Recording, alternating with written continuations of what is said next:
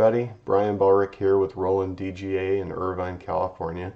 Here to field another question. This one has to do with our VersaWorks 6 software and the quality settings. So right away I'm running VersaWorks here and got a job loaded in the queue, and double clicking it we get the job setting dialog. And first one at the top is your media settings. The second one down is the one we're looking at today, and that's the quality settings. So right at the top we've got media type, and this is where you select the material you've got loaded in your Roland printer. Here's GCVP, is a very standard material we run. It's a glossy calendared vinyl permanent adhesive. So this is the profile for that material. This is critical to control everything regarding color and how ink is being laid down on that material. This contains the calculations about each channel of color, the quantity to lay down, the dot size. It manages all of that. So this is a very critical component to how your printer operates and the quality you get off of the printer. Right below that, this is where we get into the calculations of the quality itself. Whether we want to run at high speed, which has fewer passes to create each band of color, or if we run high quality, which has more passes to create each band of color that are very, very tiny, interwoven. And that does a great job for hiding all sorts of banding issues. But sometimes you need higher speed, sometimes you'll need higher quality. So you've got a client that's doing printing for a mall that is viewed only at 2 feet away. Well, and it's photographic, it's people's face with flesh tones. Well, that's the kind of client you're going to run a lot of high quality mode with. Then you get a client that's less critical. Maybe he's doing fleet graphics that are on a moving vehicle that people don't get a chance to view up close, or it's just not that critical. Now you could easily run into standard mode, save yourself some time, get the jobs done quicker, especially if there's a lot of them, duplication of the job.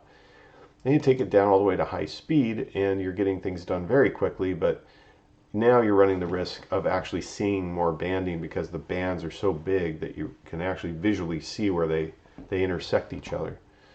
The other controls regarding this is, again, just the number of passes. You'll see here it also changes the resolution of how many dots it's making per inch. So at the high speed you've got 600 by 600, standard mode is 900 by 600, and high quality is 900 by 900. And you even can control the total quantity of passes per band. So you'll see here, if I go to the max, it's going to be high quality is 10 minutes, standard mode is 4, and high speed is 3. That's how that is all interplaying. It's the dot, how many dots per inch, and also how many passes you're using. Just has to do with your client and what you're trying to achieve. These also work in unison with the print direction mode, so you have to be careful.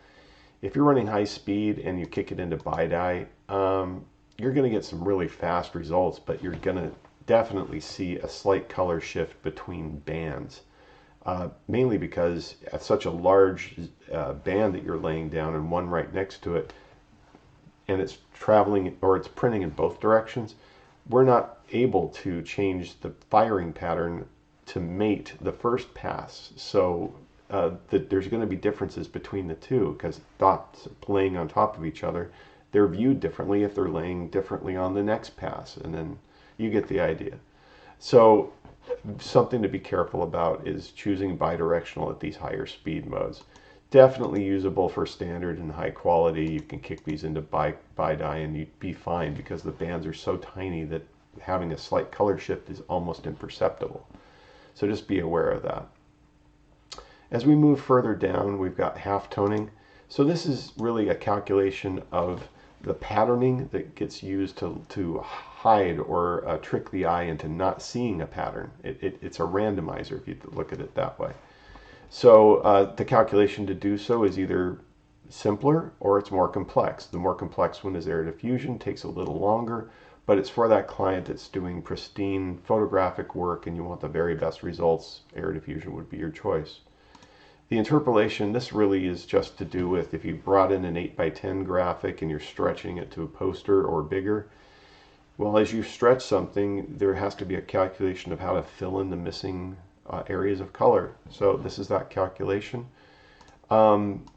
Nearest neighbors, the most rudimentary. Bilinear is the next level up of calculation, a little more complex, takes a little longer, but get better results. And bicubic is the most complex, but it's also the most accurate. So again, if we got the client that's expecting a pristine photographic quality, almost continuous tone off of an inkjet, the way to do that is high quality, lots of bands, 16 pass, air diffusion, bicubic being the best calculation for interpolation, and then unidirectional. So those are the highest quality that you can get. You could at high quality go into bi-dye, save yourself a little bit of time, you'll probably be fine. Standard mode, definitely, unidirectional is more important in this case. Again, we can kick it up to air diffusion and bicubic. You can try bi-dye. Just be aware that check your passes. If you're running 10 pass standard bi-dye, you might start seeing things. Maybe you need to push it to 12 pass. So again, think about how all those interplay and what you're trying to achieve. One other thing to talk about, you'll notice that I've not really spoken about head speed because it's also grayed out by default. This profile for glossy calendar vinyl has it preset at the maximum, which is 1016 for that printer, which is the VG2. But funny enough, you change it to something like backlit material, you'll notice, it's changed and the default is now 592. So that is the speed in which the head carriage moves across and is laying ink down. By slowing it down, a couple things. It turns out most backlit material is slower to dry.